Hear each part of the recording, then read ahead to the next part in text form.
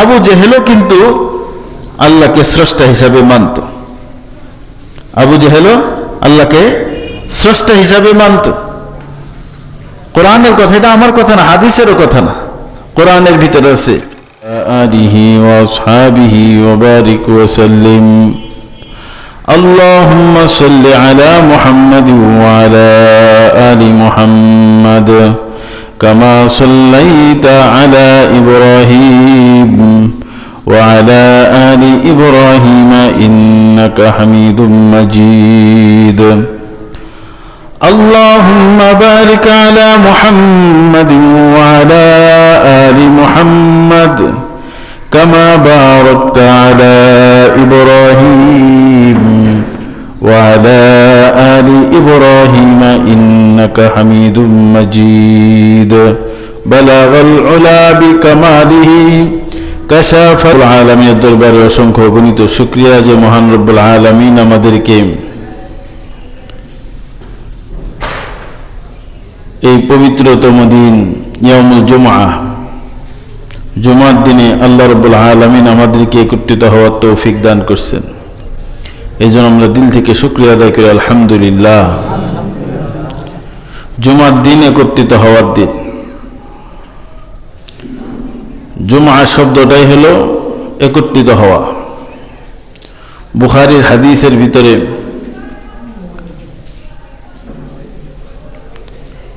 আসছে জুমার দিন। জুমা নামকরণের কারণ হলো এই জুমার দিনে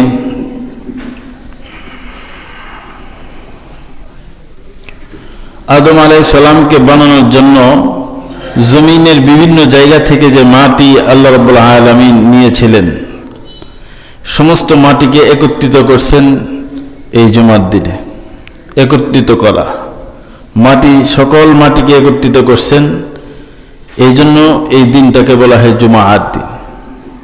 অন্য রওয়ায়াতের ভিতরে আসছে আদম আলাইহিস সালাম, আল্লাহ রাসূল সাল্লাল্লাহু আলাইহি ওয়াসাল্লাম বলেছেন আদম আলাইহিস সালাম এবং হাওয়া আলাইহিস সালাতু ওয়াস সালামকে যেদিন একত্রিত করা হয়েছে সেদিন জুমার দিন ছিল, এই জন্য এই দিনের নাম জুমা হয়েছে। তো আল্লাহ রাব্বুল আলামিন আজকে আমাদেরকে আল্লাহর সামনে দাঁড় করাইছেন, আল্লাহর সামনে দাঁড়ানোর জন্য নিয়ে আসছেন। আল্লাহর সাথে আমার মিলন হবে, সাক্ষাৎ হবে। কারণ নামাজটা হলো মেরাজের মতো। এই জন্য ওলামা ইকরাম লিখছেন, এটা হাদিস না, কিন্তু নামাজের সারসংক্ষেপ আলোচনা ফজিলতের ভিতরে এই কথা লিখছেন, আসসালাতু মেরাজুল মুমিনিন। মেরাজ মানে সাক্ষাৎ। বান্দা যখন আলহামদুলিল্লাহ বলে, তাকবীর বলে, আল্লাহ তাআলা প্রত্যেকটা কথা শুনেন এবং প্রত্যেকটা কথার উত্তর মানুষকে দেয় না, ফেরেশতাদেরকে দেয়। মানুষটা শুনতে পারে না, ফেরেশতাদেরকে দেয়। কেন? ফেরেশতারা মানুষ বানাইতে নিষেধ করছিল। বান্দা যখন বলে আল্লাহু আকবার, তো আল্লাহ তাআলা ফেরেশতাদেরকে ডাক দিয়ে বলে, দেখো আমার বান্দারা, কাব্বারানি আব্দি, আমার বান্দা আমার বরত্ব বয়ান করতেছে। এরপরে বলে আলহামদুলিল্লাহি রাব্বিল আলামিন। আল্লাহ তাআলা বলেন, ও ফেরেশতারা দেখো আমার বান্দা আমার প্রশংসা করতেছে, হামিদানি আব্দি। মালিক ইয়াউমিদ্দিন, আল্লাহ বলেন ফেরেশতারা দেখো দেখো প্রশংসা করে আবার প্রশংসা করতেছে। ইয়্যাকা না'বুদু ওয়া ইয়্যাকা নাস্তাঈন। আল্লাহ তাআলা বলেন, বান্দা, ফেরেশতারা তোমরা সাক্ষী থাকো, আমার বান্দা আমার বরত্ব বয়ান করতেছে। এরপরে বলে ইয়্যাকা না'বুদু ওয়া ইয়্যাকা নাস্তাঈন। ফেরেশতাদেরকে সাক্ষী রেখে আল্লাহ তাআলা বলেন, ও ফেরেশতারা তোমরা সাক্ষী থাকো, আমার বান্দা আর আমার মধ্যে সম্পর্ক হলোই এটা। কি সম্পর্ক? যেটা বান্দা বলল, কি বলল?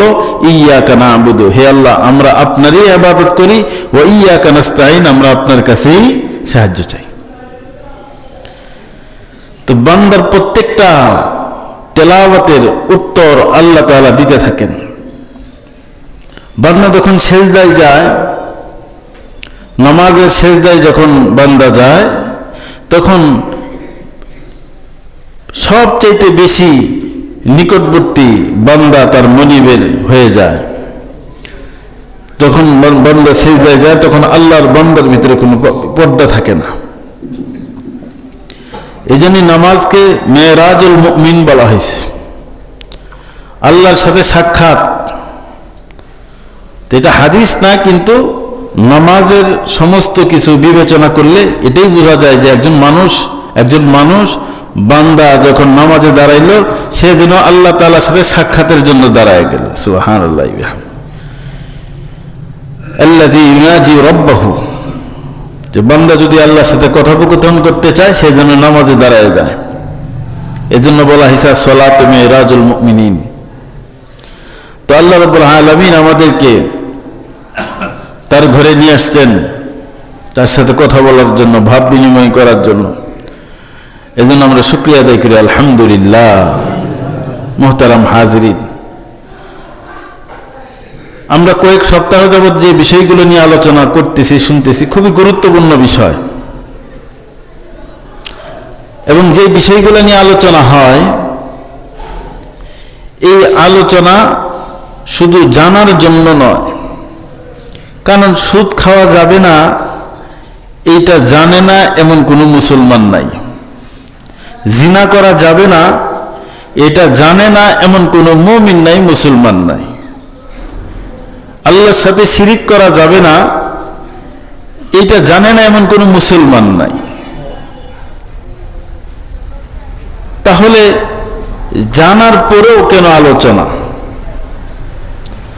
জানার পরেও কেন আলোচনা, মুজাকারা কেন? একটা প্রশ্ন আসতে পারে যে হুজুর এগুলো তো আমরা জানি বা অনেকেই জানে, যে আলোচনা হয় এই আলোচনা অনেকেই জানে, তারপরেও কেন আলোচনা করা হয়? বারবার এই আলোচনাগুলো কেন আসে?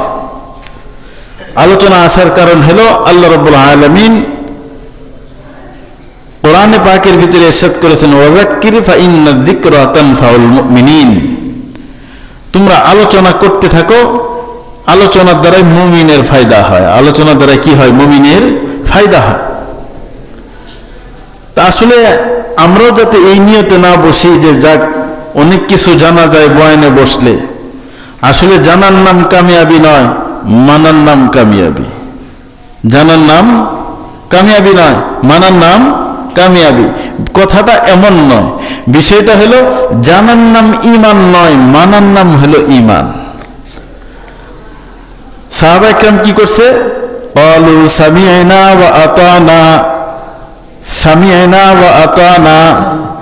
আল্লাহ রাসূলের জবান থেকে যেটা শুনছেন, ওনারা বলছেন সামি'না, আমরা শুনলাম, ওয়া আতা'না, আমরা মেনে নিলাম। এই কথা বলেন নাই যে আমরা জানলাম, শুনলাম আর জানলাম, এটা বলেন নাই।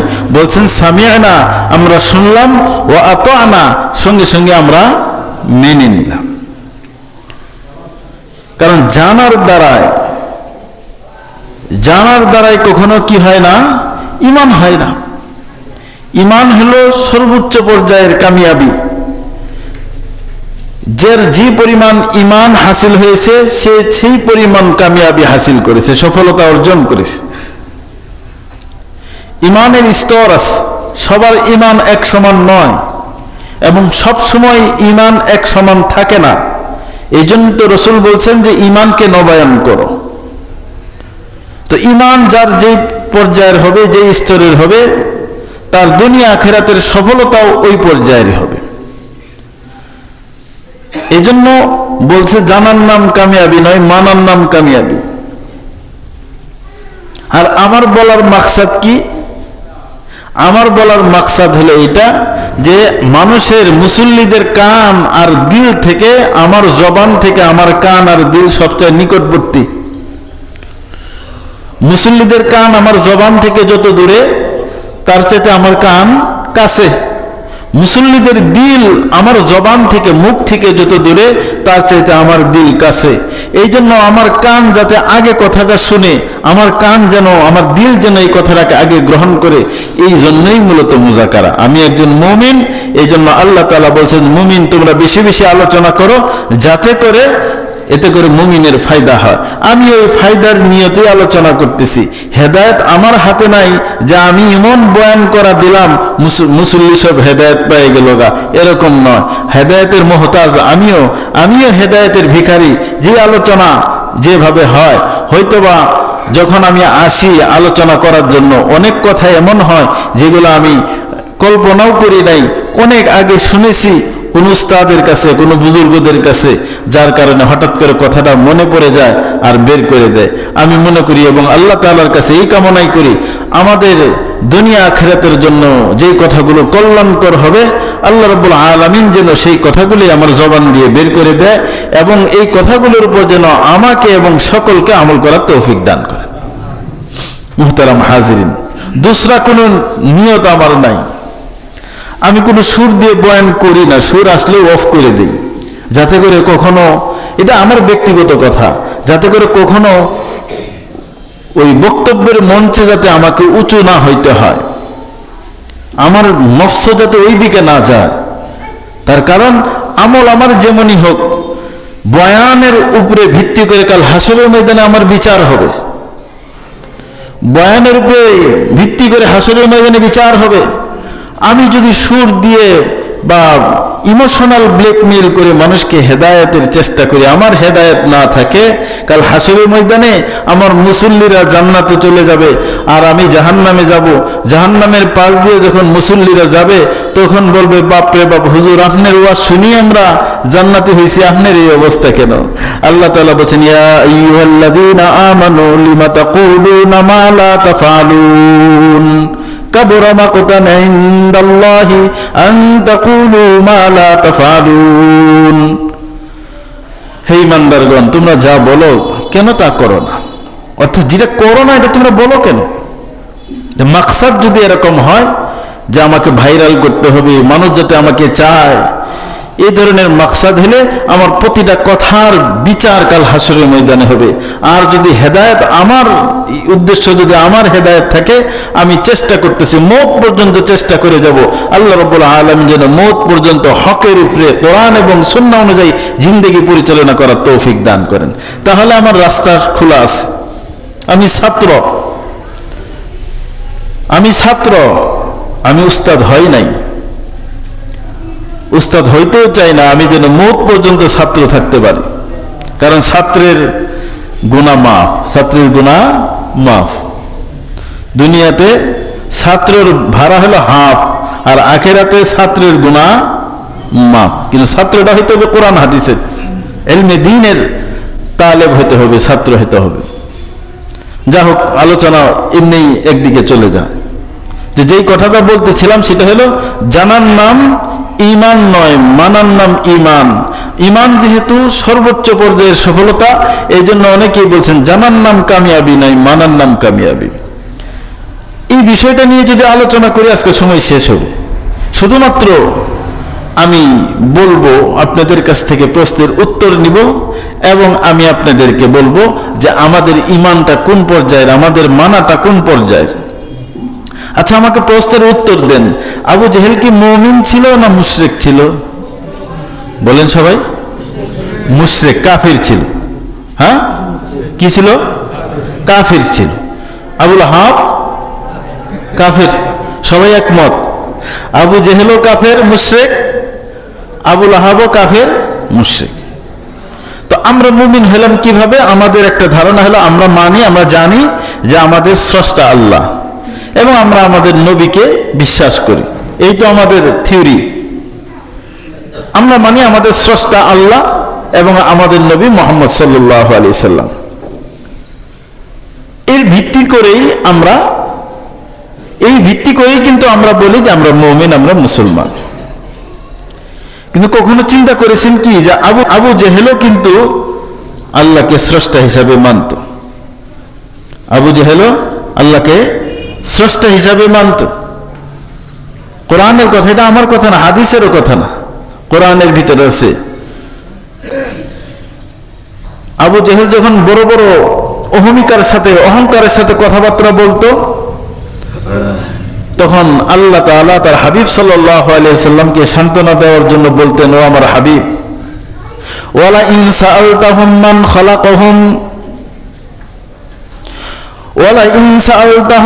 খালাকাহুম লায়াকুলুনাল্লাহু ফাআন্না ইউফাকুন ওয়ালাইন সাআলতাহুম মান খালাকাস সামাওয়াতি ওয়াল আরদি ওয়া সাখখারাশ শামসা ওয়াল কামার লা ইয়াকুলুন্নাল্লাহ। আল্লাহ বলেন, আপনি যদি তাদেরকে জিজ্ঞেস করেন, এই আবু জেহেলকে জিজ্ঞেস করেন, আচ্ছা বলো তো দেখি, মান খালাকাহুম, তোমাদের সৃষ্টি করছে কে? অবশ্যই তারা বলবে আমাদের স্রষ্টা আল্লাহ, আমাদের স্রষ্টা আল্লাহ। অন্য আয়াতে আল্লাহ বলেন, আপনি তাদেরকে প্রশ্ন করেন যে বলো তো দেখি আসমান কে বানাইছে? আমরা বলি আল্লাহ, আবু জেহেলও বলবে আল্লাহ। আমরা যদি আল্লাহ তাআলা বলেন যে আপনি জিজ্ঞেস করেন জমিন কে বানাইছে, এই চন্দ্র সূর্য কে পরিচালিত করতেছে, তারা বলবে আল্লাহ। তাদের বলা আমাদের বলার মধ্যে পার্থক্য আছে? পার্থক্য আছে কোনো? তারাও আল্লাহকে স্রষ্টা হিসাবে মানছে, তারাও জানে যে আমাকে সৃষ্টি করেছেন আল্লাহ, আসমান আল্লাহ বানাইছেন, জমিন আল্লাহ বানাইছেন, চন্দ্র সূর্য আল্লাহ বানাইছেন, যেটা আল্লাহ তাআলা কোরআনেই বললেন যে তাদেরকে আপনি জিজ্ঞেস করবেন যে বলেন তো আপনাকে কে বানিয়েছে, আসমান জমিন কে বানিয়েছে, চন্দ্র সূর্য কে বানিয়েছে, কে পরিচালিত করতেছে? তারা বলবে লা ইয়াকুলুন্নাল্লাহ, তারা বলবে অবশ্যই আল্লাহ তাআলাই বানাইছে, আল্লাহ তাআলাই কি করতেছেন? পরিচালিত। এটা তো আবু জেহেলের কথা, উতবা সাইবার কথা আল্লাহ তাআলা বললেন আল্লাহ রাসূলকে। যতই অহংকার করুক, জিজ্ঞেস করেন, তারা উত্তর এটাই দিবে। তারা জানতো যে আমাদের স্রষ্টা আমরা যেমন জানি, তাহলে আমরা জানি, আমরা জানার পরেও আমরা মুমিন হয়ে গেলাম, আর ওনারা জানার পরেও ওনারা মুশরিক হইলেন। কারণটা কি? এরপরে আরেকটা বিষয় হলো, শুধু জানতো না, বিশ্বাসও করত। যেমন আবু তালেবকে আল্লাহ রাসূল সাল্লাল্লাহু আলাইহি সাল্লাম যখন দাওয়াত দিলেন, দাওয়াত দেওয়ার পরে আবু তালেব ওই যুগের বড় কবি ছিল, শিক্ষিত এবং কবি ছিল। রাসূল সাল্লাল্লাহু আলাইহি সাল্লাম যখন বারবার, কারণ আল্লাহ রসুলকে আবু তালেব বিশেষভাবে মহাব্বত করতেন, কারণ তার প্রতিপালনেই সে বড় হয়েছে। আবু তালেবই আল্লাহ রসুল সাল্লাল্লাহু আলাইহি সাল্লাম যখন এতিম ছিলেন, এতিম বাচ্চাকে মানুষ করছেন, এবং বিভিন্ন বাধা বিপত্তি থেকে, নির্যাতন থেকে হেফাজতের জন্য আবু তালেবের অবদান অস্বীকারযোগ্য। কিন্তু আবু তালেবকে যখন যে চাচা আমাকে বড় করলেন, মানুষ করলেন, সেই চাচা কালেমা ছাড়া হয়ে দুনিয়া থেকে চলে যাইতেছে, এর জন্য বারবার আবু তালেবের কাছে যাইতেন আল্লাহ রাসূল সাল্লাল্লাহু আলাইহি সাল্লাম। তো আল্লাহ রাসূল সাল্লাল্লাহু আলাইহি সাল্লাম যখন যাইতেন, এখন ভাতিজাকে কি উত্তর দিবেন? তো উনি তো কবি মানুষ, কবিতা বানাইছে, কবিতা লিখছেন। কবিতাটা আমার মুখস্থ নাই, আমার মনে হয় যে আমার মোবাইলের ভিতরে আছে কবিতাটা, আমি করে রাখছিলাম। সেই কবিতার ভিতরে আবু তালেব বলছে, লাকাদ দাআউতানি জাআমতু আন্নাকা সাদিকুন। আবু তালেব বলতেছে, লাকাদ দাআউতানি, তুমি আমাকে যেই দিকে ডাকতেছো, আমি জানি তুমি তোমার দাবিতে সত্যবাদী। কে বলতেছে? আবু তালেব। কে বলতেছে? আবু তালেব বলতেছে, লাকাদ দাআউতানি আন্নাকা সাদিকুন ওয়ালাকাদ সাদাকতা ওয়া কুনতা সাম্মা আমিনা, এবং আমি এটাও জানি যে তুমি একজন সত্যবাদী। তুমি জন্মের পর থেকে অদ্যবধি পর্যন্ত কোনোদিন মিথ্যা কথা বলো নাই, অতএব তুমি যেই রবের দাওয়াত নিয়ে বারবার আমার কাছে আসতেছো, এই রবের দাওয়াতের বিষয়ে তুমি সত্যবাদী। তাহলে স্বীকার করে নাই? স্বীকার করে নাই? স্বীকার কিন্তু করছে যে আল্লাহ রাসূল সত্য, আল্লাহ রাসূল সত্যবাদী, আল্লাহ রাসূলের কথাও সত্য। এই কথা আবু তালেব স্বীকার করছে কি করছে না? স্বীকার করছে। এরপরে বলতেছে, وَعَرَضْتَ دِينًا قَدْ عَلِمْتُ بِأَنَّهُ مِنْ خَيْرِ أَدْيَانِ الْبَرِيَّةِ دِينًا। আর তুমি যেই দিন ধর্মের কথা, যে ধর্মের কথা আমার কাছে নিয়ে আসছো, আমি জানি তোমার এই ধর্ম সারা দুনিয়ার ভিতরে সবচেয়ে উত্তম ধর্ম। কে বলতেছে? আবু তালেব। মুশরিক না মুসলমান? বলেন, মুশরিক না মুসলমান? আবু তালেবরে যে মুসলমান বলবো, হের ঈমান থাকবো না। আবু তালেবরে যে মুমিন বলবো, তার ঈমান থাকবে না। তাহলে আবু তালেব কি? মুশরিক। আবু তালেব মুশরিক, আবু জেহেল মুশরিক, কাফের, আবুল আহাব মুশরিক, আবুল আহাবকে আবু জেহেলকে জিজ্ঞেস করলে কি বলবে আল্লাহ তাআলা জানায় দিলেন যে তাদেরকে জিজ্ঞেস করেন যে তোমাদের সৃষ্টি করেছে কি, তোমাদের উপরে আসমান, পায়ের নিচে জমিন কে সৃষ্টি করছে, যে চন্দ্র সূর্যের আলো তোমরা ব্যবহার করতেছো এটাকে কে সৃষ্টি করছে, কে পরিচালিত করছে? আল্লাহ বলেন, ও আমার হাবিব জিজ্ঞেস করেন, তারা বলবে লা ইয়াকুলুন্নাল্লাহ, অবশ্যই তারা বলবে আমাদের স্রষ্টা, আসমান জমিনের বানানেওয়ালা এবং এগুলোর পরিচালনাকারী আল্লাহ। আর আবু তালেব তো স্বীকারই করলো যে তুমি আমার কাছে লাকাদ দাআউতানি জামতু আন্নাকা সাদিকুন, তুমি যে দাবি নিয়ে, যে দাওয়াত নিয়ে আমার কাছে আসছো, জামতু আমি এটা মানি, আমি এটা বিশ্বাস করি, জামতু মানে আমি স্বীকার করি, আমি এটা স্বীকার করি, আন্নাকা সাদিকুন তুমি সত্যবাদী, তোমার দাবির বিষয়ে তুমি সত্যবাদী। আর এটাও জানি যে জন্মের পর থেকে আজ পর্যন্ত তুমি কোনো মিথ্যা কথা বলো নাই। আর এটাও তুমি জেনে রাখো যে তোমার যে ধর্ম, তুমি যে ধর্মের কথা বলে, যে ধর্মের কথা বলে আমাকে দাওয়াত দিতেছো, এই ধর্ম সারা দুনিয়ার সমস্ত ধর্মের মধ্যে সবচেয়ে শ্রেষ্ঠ ধর্ম। এটা কে বলছে? কিন্তু আবু তালেবের কবিতা, কেউ লেখে নাই। আবু তালেব এই কবিতা লেখছে, পর্যায়ক্রমে যুগ যুগান্তরে এগুলো নকল হয়ে আসছে। কিন্তু কেন আমি স্বীকার করলাম? লাউলাল মালামাতু আও হাজারি সুব্বাতান লাওয়াজাতনি সামাহান বিযালিকা মুবিনা। আবু তালেব বলে, লাউলাল মালামাতু আও হাজারি সুব্বাতান লাওয়াজাতনি সামাহান বিযালিকা মুবিনা। যদি আমার গোত্রের লোকেরা, আরবের নেতারা যদি আমাকে তিরস্কার না করত, আমাকে কাপুরুষ না ভাবতো, আমাকে যদি তিরস্কার না করত, তাহলে তুমি আমাকে এমন অবস্থায় পাইতে যে আমি তোমার ধর্ম গ্রহণ করে তোমার অন্তরকে আমি ঠান্ডা করে দিতাম। তাহলে আবু তালেব কি বিশ্বাস করছে আল্লাহ রসুল সত্য, আল্লাহ রসুলের কথা সত্য, এবং যে ধর্ম নিয়ে আসছেন এই ধর্ম সারা দুনিয়ার মধ্যে সবচেয়ে শ্রেষ্ঠ ধর্ম, এটা আবু তালেব কি করছে? স্বীকার। এরপরও আবু তালেব মুশরিক। এখন যদি আপনি আবু তালেব, আবু জেহেল আর ওই আবুল আহাবের যেই ঈমান, তাদের যে ঈমানের অবস্থা ছিল, এখন যদি আমার ঈমানকে আমি তাদের ঈমানের সাথে মিলাই, আবু তালেব যে সুন্দর করে আল্লাহ রসুলের বর্ণনা দিছে, বিশ্বাসের বর্ণনা দিছে, আমার মনে হয় যে আমার চাইতেও আবু তালেবের ঈমান বেশি আছে।